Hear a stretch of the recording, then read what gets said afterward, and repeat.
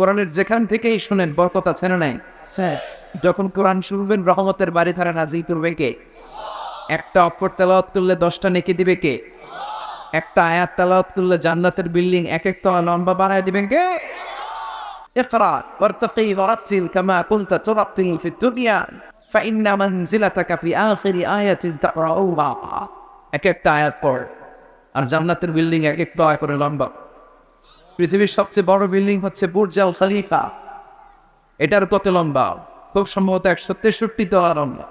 আর দুনিয়াতে যারা কোরআন পড়ে আপনারা জান্নাতে হাজির হবেন, আপনাদের বিল্ডিং গুলো হবে কয়েক কোটি তলা লম্বা।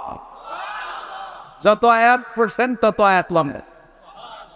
সারা জীবনে যদি 2 লক্ষ আয়াত পড়া হয়ে থাকে আপনার জান্নাতের বিল্ডিং হবে 2 লক্ষ তলা।